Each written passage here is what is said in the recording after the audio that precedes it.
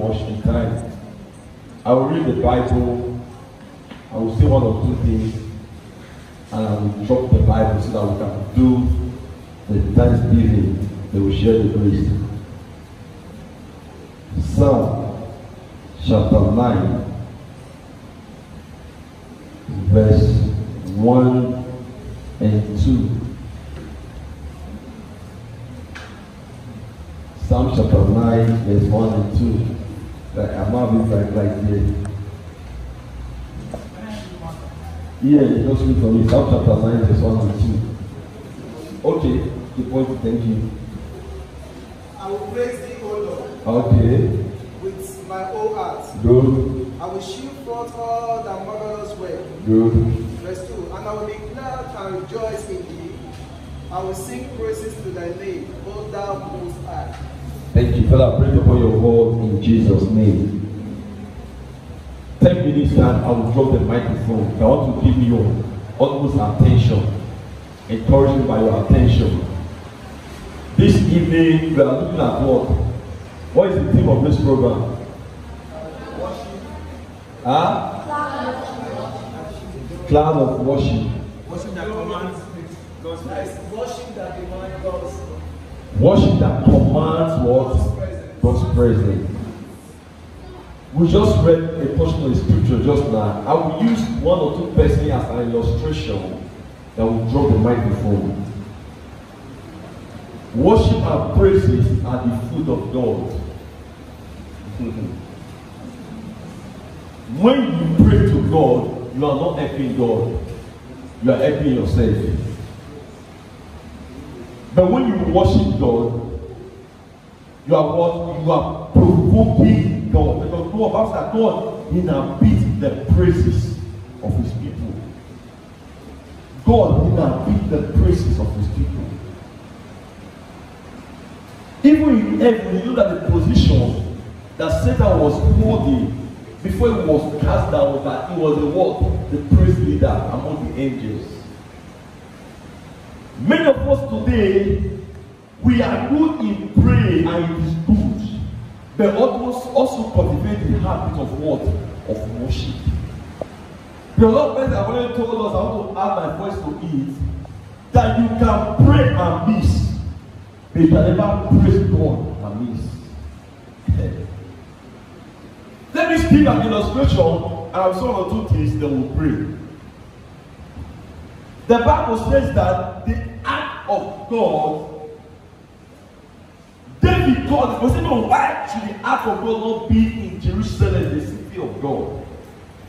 And David asked about 30,000 men to go and bring the ark of God. My dear, if 30,000 men gather in this place, you know how massive it was. But the Bible said that they were singing, they are talking about praises that commands what? God's presence. The Bible said that they went with praises, dancing and singing. But it comes to a time, the Bible said that the ark was shaking. And Uzziah wanted to help God. For that no man can help God. It's only God that can help us. The Bible said that the ark then I begin to ask a question. Why should people be praising God? And in the midst of praises, somebody died. It means that it was the praises that does not command words. Those praises. The Bible said that it came to a time that the children of Israel, they were shouting when they were carrying the ark of God. They were shouting, but the presence of God was not in the shouts. And the Philistines said, come. You know, if I start reading that portion of the scripture, I hear that preaching like men be strong. I thought that it was an encouragement to the Christian. When I take that to read the Bible, I saw that that word was from the Philistines. They were telling themselves, preaching like men, be strong against who? The Israelites. Why? Because even in their shouts, God was not there. the ark came, they took the ark to the house of Obed-Edom.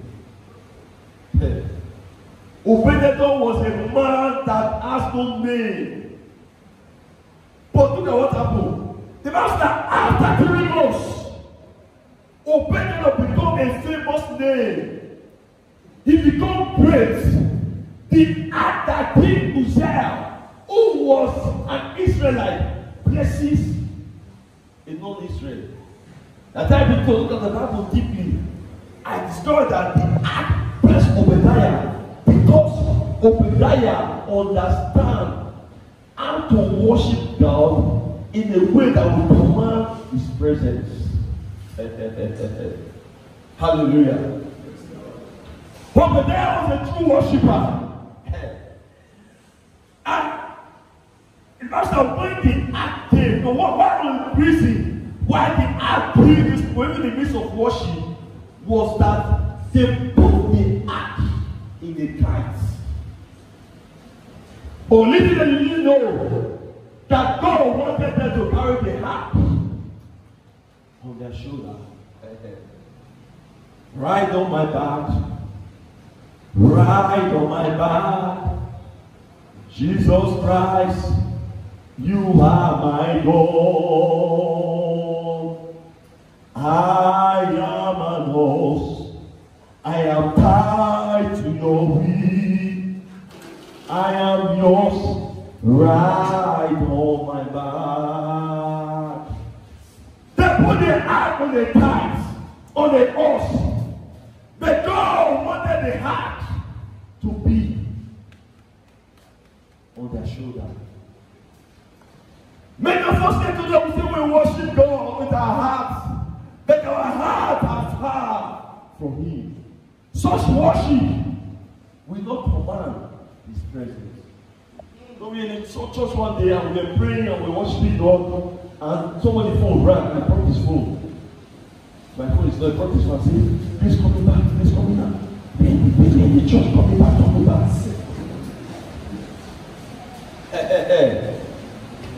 Does such worship command God's presence? No. So whether you like it or not, that God searches at our hearts. Recently, before in those days, I thought that it is only our voice that is prayer. But I begin to read my Bible, I feel like even our thoughts, God also acts on our thoughts. He who is able to do abundantly above what we ask, we think, or we want, we imagine. So when you imagine something that is negative, it is a prayer, and God will answer. If you think something that is negatively, it is a prayer, and God will do what? God will answer. I want to encourage us here today as young men and young women. When it is time to worship God, Bible said God is a spirit, and they that worship God will worship God in spirit and in truth. For the Lord seeketh such to worship Him. Worship that attracts God's presence, that commands God's presence, that commands God's attention. It's a worship that is done in the spirit, not in the flesh. It's a worship that comes from the heart. It's a worship that no matter the circumstances around you, but you are saying, Jesus, you are worthy. Savior, thou art worthy. Thou alone art worthy to be praised. Thou alone art worthy to be praised. Thou alone art worthy to be praised. Thou alone art worthy to be praised. Worship that commands God's presence is when you are worshiping God, even when it is not comfortable to worship Him. Even when you are trusting God for A, and God didn't do A for you, worship Him. Even when you are believing God for something, and God didn't do it, worship Him. Even though He slayed me, yet will I rely on Him, worship Him. Even when situation seems very hard to bear, since my Bible tells me He's with me there, I am saving the hands of Jesus, saving the hands of Jesus. Saving the hands of Jesus, I will go. A man of God, a man who attended church, one day everybody came to his house, they developed him, they took his car, they took his money, and they took some of his valuable things. He came to church on Sunday, and he said, I have a testimony. Members who were aware of what happened to him, they begin to wonder, I said, is it that he has recovered his car? Is it that the Amber has brought us valuable things and the money? The man took the microphone, said, I want to thank God of what God has just done for me. And everyone was silent. He said, Amber came to my house. They took my car. They took my money, huge amount of money, and they took some valuables. Say, but I'm alive today. God didn't allow them to kill me. That was his testimony. If not you, you'll give such testimony. Someone's going, where were you when they came? The fact that you are asking God, where were you, doesn't stop God to be where He is.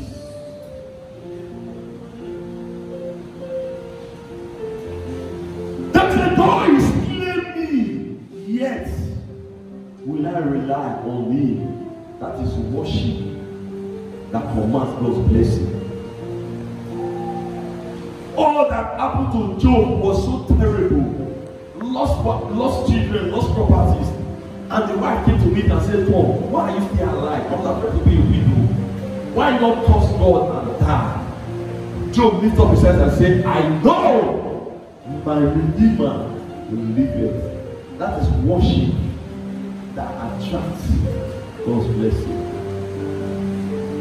When you read for exam, and at the end of it all you fail the exam, and somebody that spies from you pass the exam, my dear, worship Him. I preach a message sometimes I say, when we don't know why. Let me share this testimony and I will drop the line. A young boy, a young girl, married, was about to marry. She was a member of a gang, strong gang, armed robber. She was the female before armed robbers. She was the only female among them. And they took hold of covenant that among the three of us, she is the fourth person. One of us was who would marry you. So that our, what do you call it? Our bond, our unity, I mean, so that we will continue with our candies, thank you. So we continue that nobody will come to invade us. So one of us must marry you. And the other to anybody you marry become a member of the world. And they took hold of secrecy. But so much for this girl become a Christian. And she knew the power of sacrifice. Because they used to make sacrifice when they are going for what? Can't you see? She took a seed and she gave it to her pastor and said, sir, with this he pray for me. Like in my marriage day, rain will not fall. Hey. Because that day was rainy season. She gave the pastor the seed. Lo and behold, on that day of native law, the type of rain that fell carried canopies. Go on, start everywhere. No, I will go to this where brain will just count will turn upside down. People were running at the center. Running. Lo and behold, the day I went to meet the pastor, I said, sir, God disappointed me.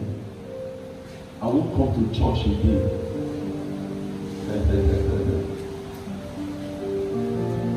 The day I stopped church. 2 months later, 3 FT men traced this girl to her husband's house. And when they got there, the girl was not there. They saw the husband of the girl. And these 3 men, they met that. They said, please pray for us. And the man said, I don't know you people before. He said, let me tell you the story. We want to know the power that is behind you. And the husband was saying, I don't understand. And they said, on that day of the marriage, because this your wife break the oath, we decide to come with full force. We take with guns.